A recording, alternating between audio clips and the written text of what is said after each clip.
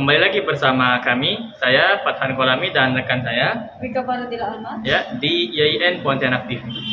Nah, kami akan mengabarkan berita terbaru mengenai kasus maraknya bunuh diri mahasiswa yang terjadi belakangan ini. Kita bisa bertanya langsung kepada rekan kami Dwi Eria Miranda melaporkan dari lokasi. Bagaimana Dwi keadaan di sana? Baiklah, terima kasih kepada Wika dan Fatan yang berada di studio.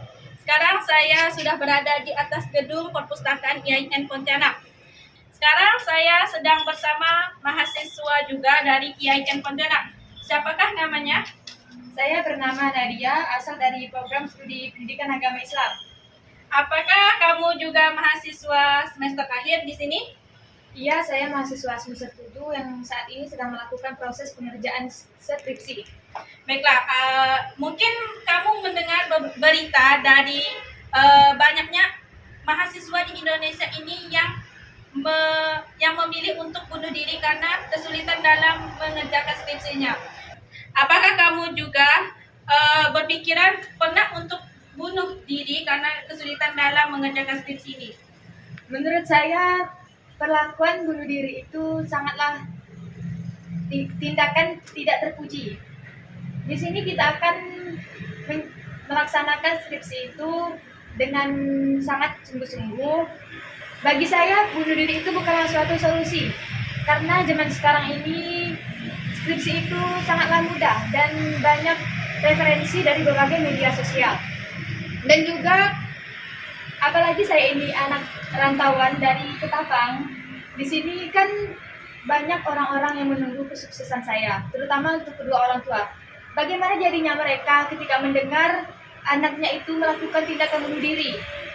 Pasti mereka sangatlah sedih dan kecewa karena tidak bisa melihat anaknya wisuda ketika lulus nanti. Apakah pendapat Anda jika banyaknya dosen yang menyulitkan mahasiswa? Bagi saya, untuk menemui dosen itu terkadang sulit. Soalnya dosen itu kan sering sibuk. Nah, di luar kota kadang-kadang banyak rapat dan lain sebagainya.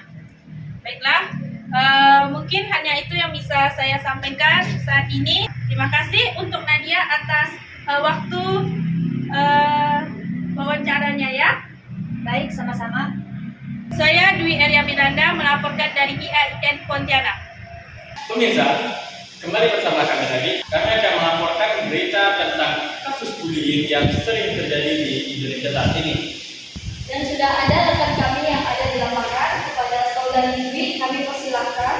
Terima kasih Wika dan Fatan yang ada di studio. Sekarang kembali lagi bersama saya Dwi Eria Miranda mengabarkan dari SMP Negeri di Pontianak. Seperti yang kalian ketahui bahwa kasus bullying yang ada di Indonesia sekarang itu sedang marak-maraknya terjadi. Dan sekarang saya sudah bersama orang tua dari siswa. Saya ingin bertanya bagaimana pendapatnya. Baik, Ibu bisa perkenalkan namanya siapa? Ya, baik. Pertama nama saya Ilma dari kelompok siswa yang disebutkan oleh. Baik, seperti yang Ibu ketahui bahwa sekarang kasus bullying yang ada di Indonesia ini mungkin sedang marak-maraknya ya Bu. Bagaimana pendapat Ibu dengan kasus ini? Apakah anak Ibu ada juga sekolah di menengah ini? Ya, baik. Bagi saya ya sebagai orang tua siswa dan termasuk juga anak saya bersekolah di sekolah menengah SMP. Jadi perasaan saya sebagai orang tua itu sangat khawatir tentunya yang pertama ya, karena kasus bullying itu di mana-mana di berita itu sangat banyak sekali sehingga saya itu kalau anak sekolah itu tidak tenang.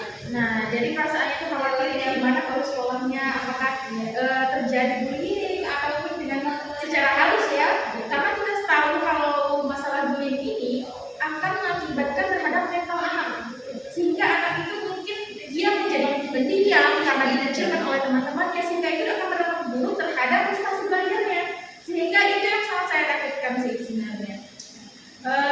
Apa saran Ibu ke depannya untuk kasus-kasus bullying yang ada di Indonesia ini? Kalau menurut saya pribadi selaku orang tua, itu yang pertama terhadap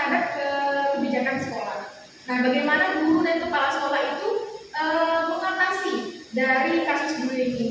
Bagaimana dia menerapkan norma-norma sekolah, budaya sekolah yang sehingga anak-anak itu semua akan merasa takut untuk melakukan bullying. Nah, seperti itu. Dan juga para pemerintah juga seharusnya menekankan juga ya untuk menghimbau atas kejadian-kejadian bullying itu tidak terjadi. Mungkin hanya itu yang bisa. Baik, Bu, terima kasih atas waktunya. Baik. Ya, seperti itulah pendapat dari salah satu orang tua murid di SMP Negeri Pontianak ini. Ya, sekian dari saya ucapkan terima kasih. Saya kembalikan ke studio Mika dan Fatan.